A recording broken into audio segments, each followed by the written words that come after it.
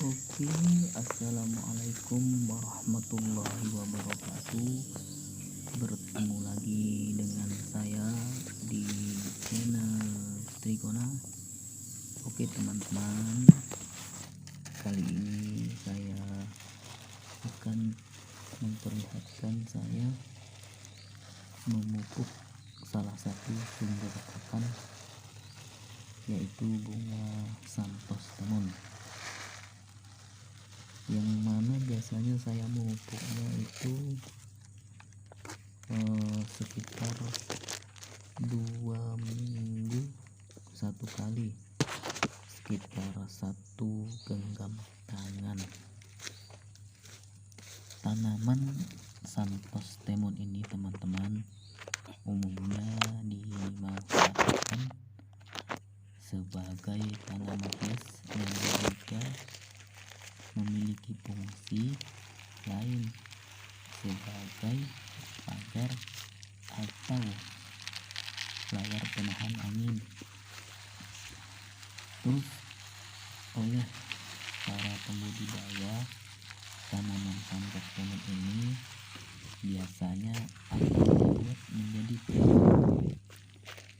model pohon-pohon itu teman-teman yang dekat rumah.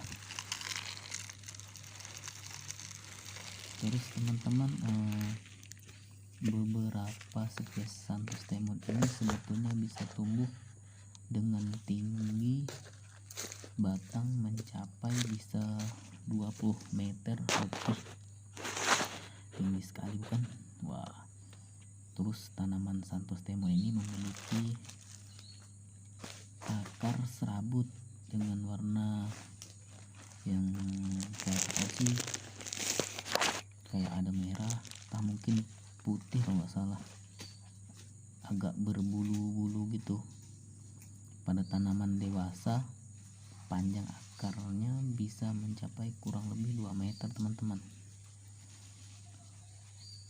Warna dan bentuk bunganya yang menarik memang menjadi daya tarik utama dari tanaman santos ini teman-teman.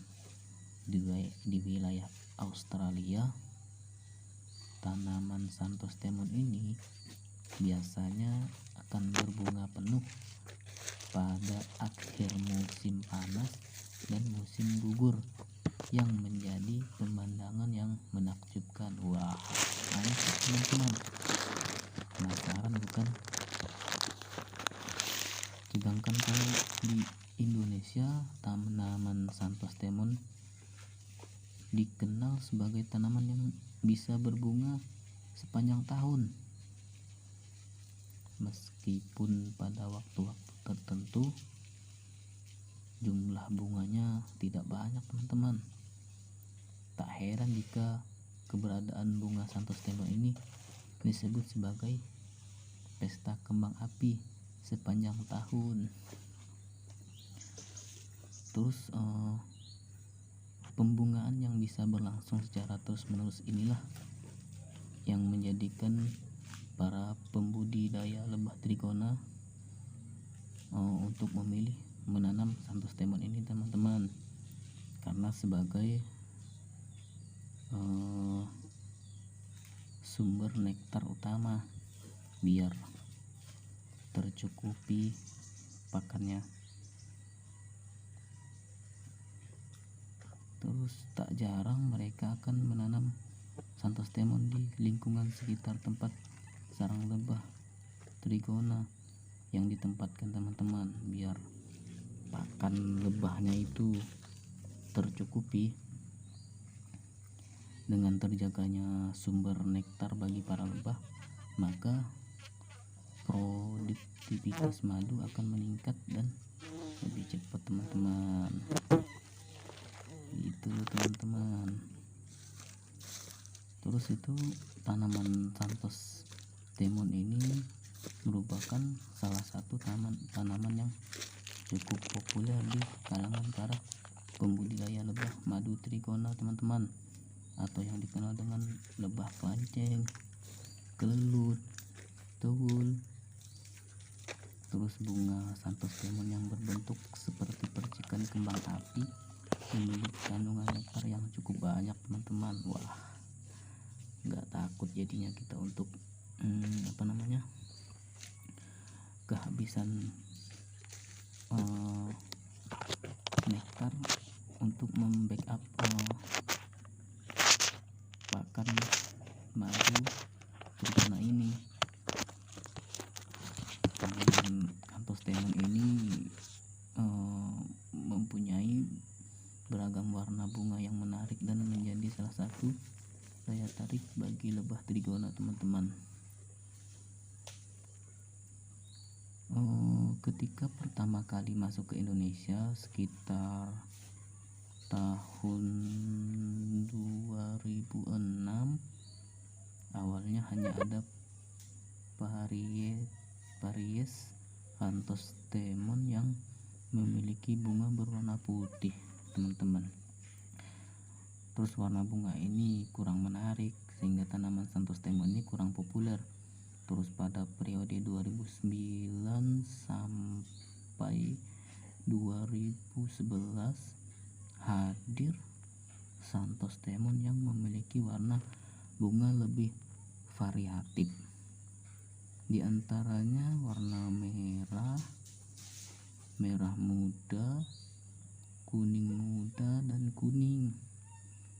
Warna bunga merah dimiliki oleh Anthostemon verdugonianus yang berasal dari Filipina teman-teman. Wah, mantap bukan? Ternyata bukan dari Indonesia, asal dari bunga santos ini, salah satu bunga santos ini. Terus warna bunga merah muda dimiliki oleh Anthostemon youngi yang berasal dari Australia. Wih, ada juga dari Australia ternyata. Sedangkan warna bunga kuning dimiliki oleh Anthostemon chrysanthus yang memiliki julukan sebagai golden pendeta atau pendeta emas karena warna kuningnya yang identik dengan emas. Wah, mantap juga ya teman-teman. Anthostemon chrysanthus banyak ditemukan di wilayah pesisir Queensland Utara, negara bagian Australia teman-teman.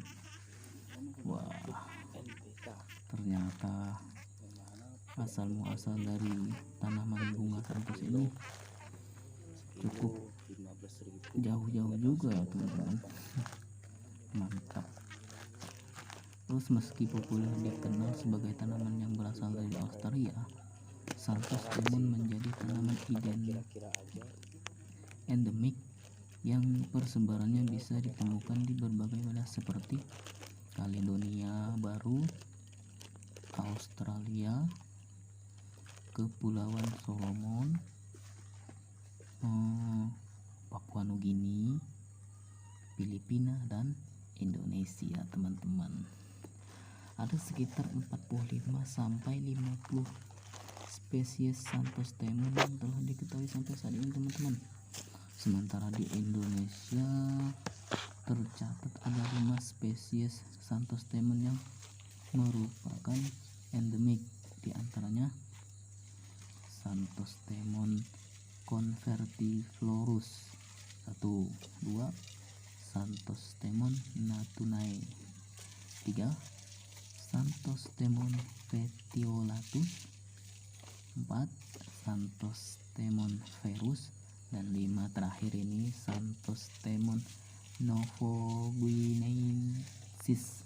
Wah, nah yang terakhir disebutkan Anthostemon novoguineensis dilaporkan hanya ada di wilayah Papua teman-teman. Waduh, Papua ternyata. Terus masyarakat di sekitar pegunungan Cicrop, Jayapura menyebut spesies Anthostemon ini dengan sebutan sowang teman-teman. Aneh bukan? Ya, tapi begitulah. Terus kayu sowang secara tradisional oleh masyarakat di Jayapura dimanfaatkan sebagai pembuatan senjata tradisional teman-teman. Terus perkakas rumah, tiang pagar, tiang rumah sebagai kayu bakar, dan benda-benda yang berhubungan dengan kegiatan ritual tradisional. Waduh, ternyata manfaatnya itu banyak bener. Selain untuk pakan lebah, tanaman hias, juga dimanfaatkan sebagai pembuatan senjata tradisional teman-teman. Perkakas rumah, tiang pagar, tiang rumah sebagai kayu bakar, dan banyak lagi manfaat yang lain. Memang mantap nih. Salah satu tumbuhan bunga sumber pakan lebah yang mempunyai banyak manfaat. Wih. Memang mantap teman-teman.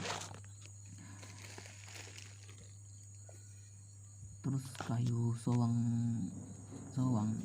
ataupun santos ini juga dikenal sebagai jenis kayu yang tahan terhadap serangan dari perusak kayu teman-teman, seperti rayap tanah, penggerak kayu di laut, cendawan pelapuk putih, dan cendawan pelapuk coklat teman-teman. Ya, memang mantap teman-teman. Ternyata begitu banyak manfaat dari bunga santos ini teman-teman. Mungkin hanya ini saja yang dapat saya paparkan tentang salah satu sumber pakan lebah trigona ini. Mungkin next lanjut video selanjutnya.